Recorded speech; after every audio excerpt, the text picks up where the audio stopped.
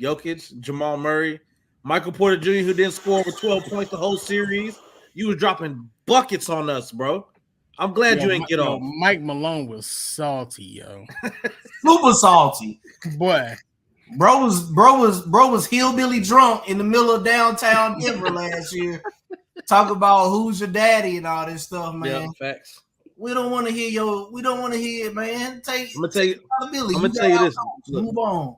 This is a good game. At halftime, I couldn't get with the 4 points. I'm like, bro, you're deferring. I'm watching the game. I'm like, he's attacking, but he's seeing the help. He's seeing help defense, and he's passing out of it. So at some point, you're gonna have to push through that. So come out. The moment I knew this in the fourth quarter when Gobert turned around and hit a fadeaway jumper. Oh, that was over. It's not for y'all. It's not for y'all this year. God ain't even on your side right now. I don't even know what it is. When he hit that jumper. Hey, bro, don't put my mama comments up there no more, man. She done for the show. They'll be on time. Lord Jesus.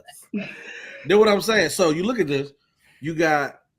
I mean, I feel like when I see Gobert, and the thing about me is that when he made the shot, the net didn't move, bro. Like it was too perfect.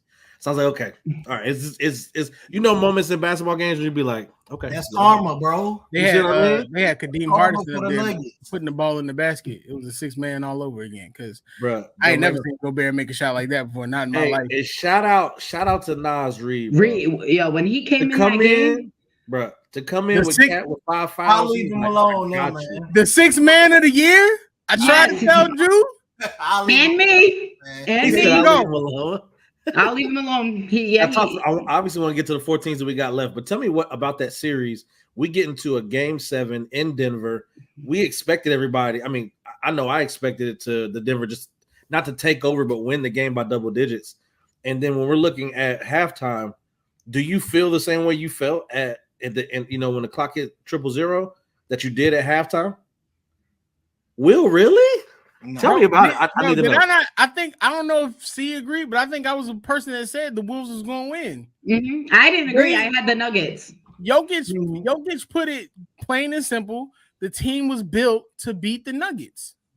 That's it. The thing about the Nuggets is that you kind of look at during this run. Yeah, Jamal Murray was getting his points off, but as soon as they put Ant on him, it was shut down. I think he had like 11 turnovers or something like that at that point. Cat can't play, bro. If Cat comes to play, Cat's a top 4 center in the league, bro. Like when in that dunk that he had off that putback. Y'all see I sent it to the chat. I was like, come on, bro, really? That's what you doing? Now let me tell you this, because I really gotta have a conversation just because you said it. I really want to know now. Who's the 3 centers in front of Cat? Embiid, Jokic. Give me the third and one. I was looking for number 3. I know the first 2. Embiid, Jokic, and AD. Okay. All right, you got it. Why y'all think bro? No, I didn't say anything. Bro, I didn't say anything. This Cat stuff, man. Cat is I just said Bull don't want to play defense. Huh? Cat is not above. He might not be above Rudy Gobert. One putback dunk don't put him where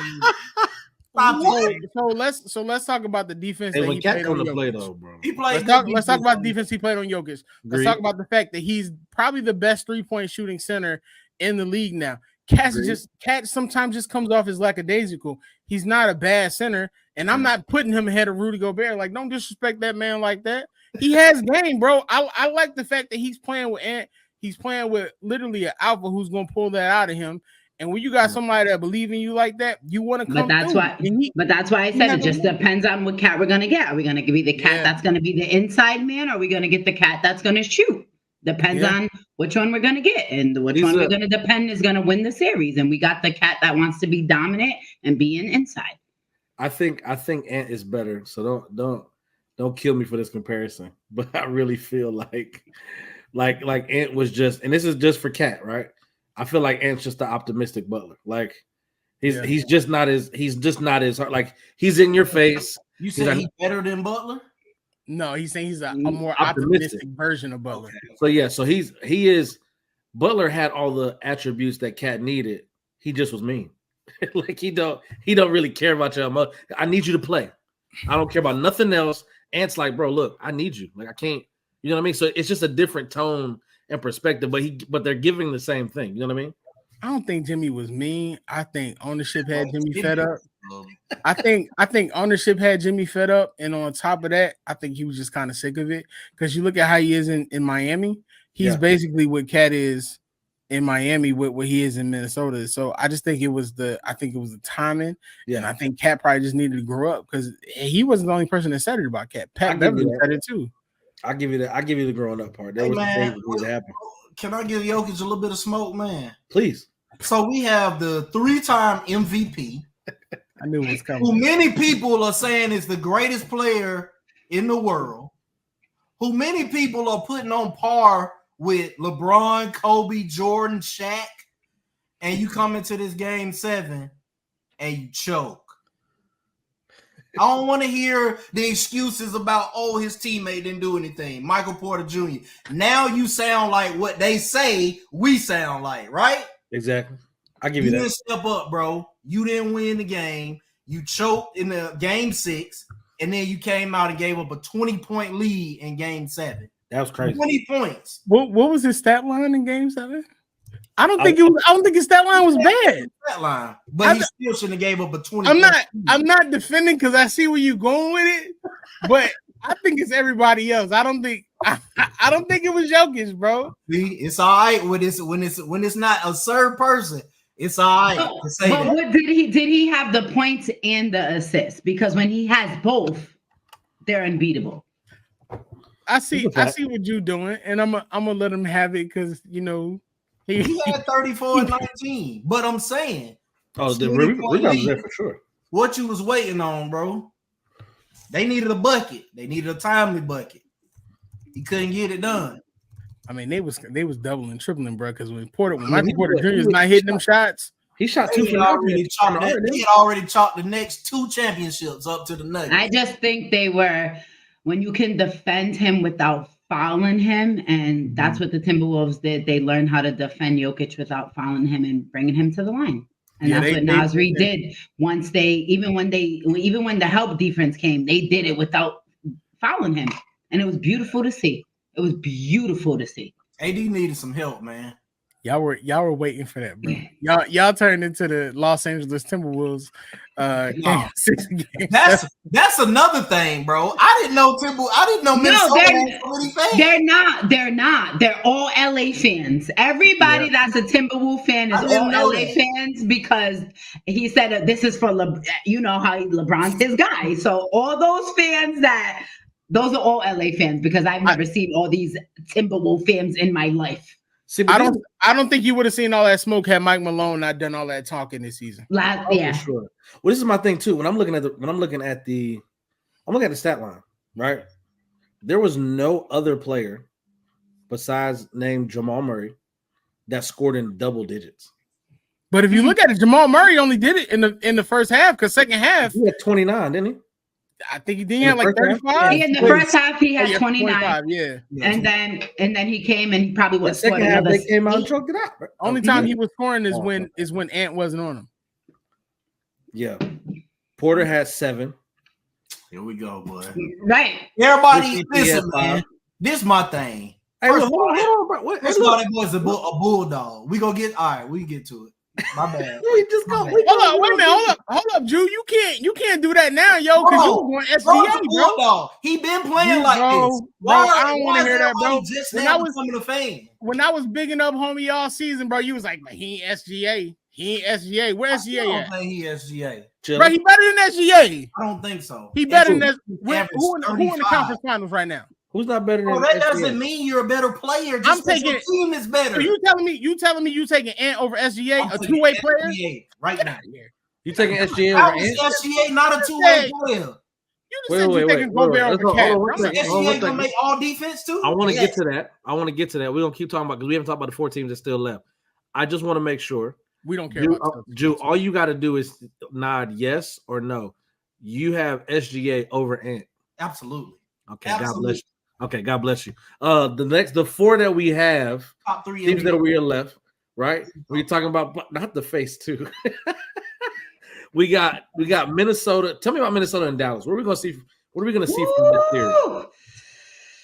It's gonna be fun. I really like. So are we more excited about that than Boston? What is Yes. Jew? Boy, it's little boy. Big Yes. fact. So tell me about that matchup. What are we looking at for Minnesota and Dallas? You got Ant, you got Luka, you got Kyrie, you got Cat. Like, what are we seeing from this? And Minnesota's a defensive team, right? And Dallas is offensive, right? They're running off pin downs, playing the short corner, alley oops. They're a fast break team. They move. So what are we looking at in terms of this matchup? Is it going to favor anybody? And Will, talk to me. I love that the first thing the Ant said was, "I'm matching up with Kyrie." I love that. Hungry. That's I'm a dog. That's when he said that. I was like, that was the best part. First game. Sound good. You got to think about it, yo. Like they coming into this, and the thing about it is that honestly, the matchup favors the Timberwolves slightly. Mm-hmm. When you match, so you're matching up Anthony Edwards against Kyrie. You probably got Jay McDaniel on Luka, and then you got Cat and Gobert down at the bottom. You got Naj Reid. The thing about the Mavs is if Derek Lively doesn't play up to par, the Timberwolves are going to destroy them up front. So that's the big thing. It's like the guard play is probably going to be a push, but I think the Timberwolves probably have that advantage down low unless you got Derek Lively and you got Gafford. Now the thing about them is that since then, I think the Mavericks rank second in field goal percentage since Gafford has got there. But at the same token, the Timberwolves are given the lowest field goal percentage of the season. So it's gonna be a battle in the paint. And if we say it's a battle in the paint, front court gotta go to Minnesota, don't it? Yeah, but the way Derek Lively playing, the way Daniel Gafford playing, we don't know what Gobert is going to show up. We don't know what Cat is going to show up. So it's going to be based off of how the guards play and what they're able to do. I got you. I'm with that. All right, cool. So let me get this. See, talk to me about the Wolves and the Mavs. And then, Jew, I want you to talk to me about Boston, Indiana. We'll come to you right after that. See, tell me, what are you expecting from this series?